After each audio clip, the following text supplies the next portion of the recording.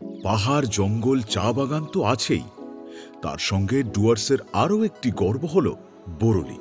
হ্যাঁ, বরলি মাছ। তিস্তা তোর্সার এই অলিখিত মাছের রাজাকে নিয়ে বাঙালি ভোজন রসিকদের আহ্লাদ বেশ উঁচু তারে বাঁধা। সেকালের রাজ পরিবারের অন্দরমহল থেকে আম আদমির হেঁসেল কিংবা রাজনীতিবিদ, বরলি প্রেম ছিল সর্বজন বিদিত। বরলির বিজ্ঞানসম্মত নামটা বেশ গালভরা, বারিলিয়াস বারিলা। শুধু ডুয়ার্সের নদীগুলিতেই বরলি পাওয়া যায়, তাও আবার সব নদীতে নয়। তিস্তা, তোর্সা, জলঢাকা, কালজানি, শিলতোর্সা, মানসাই, ধবলা, রায়ডাক, করলা ও বালাসন মূলত এই নদীগুলিতেই। তবে কোন নদীর বরলি সবার সেরা সেই নিয়েও তর্ক বিস্তর।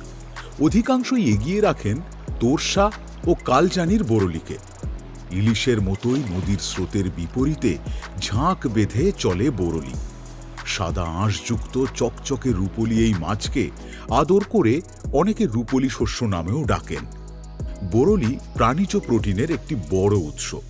ভিটামিন ডি, ক্যালসিয়াম, ম্যাগনেসিয়াম, জিঙ্কের মতো অনেক প্রয়োজনীয় উপাদানও আছে এই মাছে। আসুন আজ আমরা দেখে নেব বরলি মাছের খুবই সহজ আর সুস্বাদু একটি রেসিপি। প্রথমে মাছগুলোকে ভালোভাবে ধুয়ে লবণ আর হলুদ মাখিয়ে রাখুন।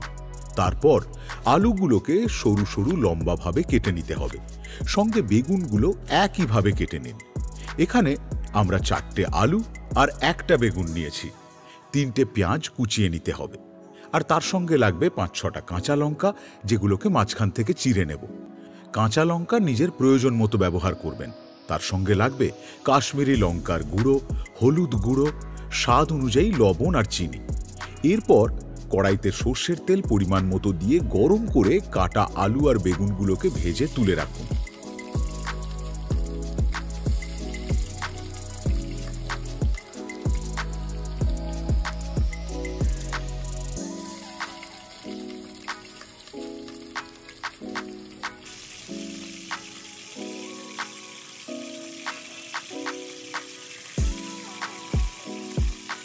তারপর বরলি মাছগুলোকেও ভেজে নিতে হবে হালকা করে।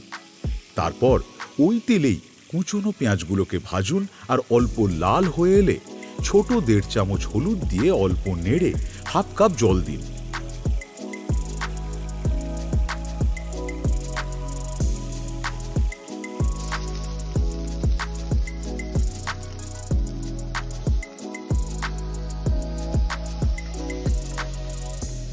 তারপর অল্প কষিয়ে নিয়ে জল শুকিয়ে এলে ছোট চামচের 1 চামচ কাশ্মীরি লঙ্কার গুঁড়ো মিশিয়ে সামান্য পরিমাণ জল দিয়ে অল্প ফুটিয়ে নিয়ে তার মধ্যে ভাজা আলু আর বেগুন দিয়ে দিন।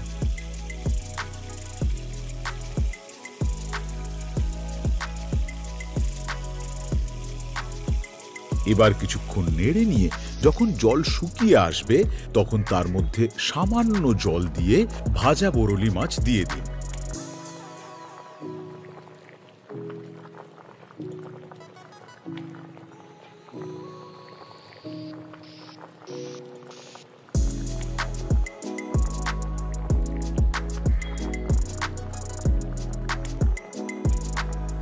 মাঝারি আঁচে কিছুক্ষণ রাখার পর যখন জল শুকিয়ে আসবে, তখন বুঝতে পারবেন যে রান্না হয়ে গেছে। এইবার তার মধ্যে কুচনো ধনেপাতা দিয়ে গরম ভাতের সঙ্গে সেটি পরিবেশন করুন। মাছপ্রেমী বাঙালি যারা বরলি মাছ এখনো খাননি, কথা দিতে পারি এইভাবে একবার বরলি মাছ খাওয়ার পর তারা কিন্তু এই স্বাদের প্রেমে পড়ে যাবেন। তাই বন্ধুরা, এরকম আরও ইম্প্রোভাইজড আর সুস্বাদু রেসিপির জন্য চোখ রাখুন ভিলা দে হলংয়ের ইউটিউব চ্যানেলে।